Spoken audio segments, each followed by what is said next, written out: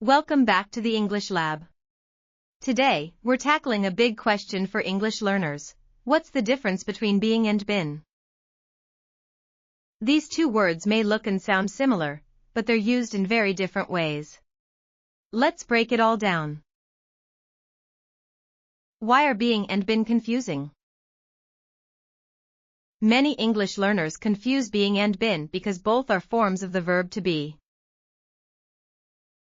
But here's the trick, been is the past participle, while being is the present participle or a gerund. We often use these forms with helping verbs like has, have, is, was, are, and others. This overlap causes confusion because both follow auxiliary verbs, but they serve completely different grammatical purposes. When to use been.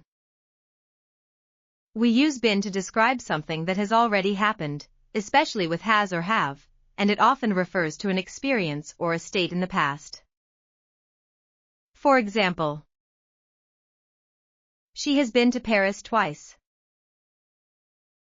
I have been very busy lately. They have been friends for years.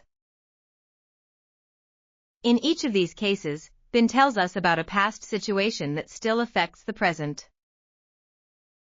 It is always used in perfect tenses, which describe actions completed at some point before now. When to use being. Being is the present participle form of be and is used to describe an ongoing action or a state of existence. It often appears with continuous, progressive, tenses or to describe temporary behavior. For example, she is being helpful today.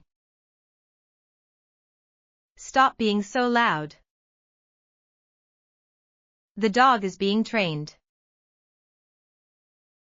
In these examples, being shows something happening now or during a specific period. It's especially useful when talking about behavior or condition. Common mistakes to avoid. A frequent mistake is using being instead of been after perfect tense auxiliaries like has or have. Consider this example. She has been tired all week. She has been tired all week. Why is the first sentence incorrect? Because has must be followed by the past participle been, not the present participle being. Here are a few more common mistakes. I've been working hard. I've been working hard. He has been rude. He is being rude. These examples show how important it is to choose the right form depending on tense and meaning. Let's do a quick recap. Use been with perfect tenses to describe actions or states that have happened or existed in the past. Use being with continuous tenses or when describing someone's behavior or a temporary condition. Examples.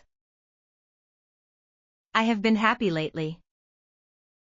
You are being silly right now.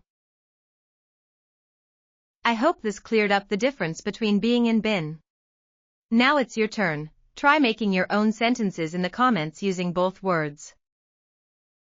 And if you found this video helpful, don't forget to like, subscribe, and hit that bell for more English tips from the English Lab. See you next time.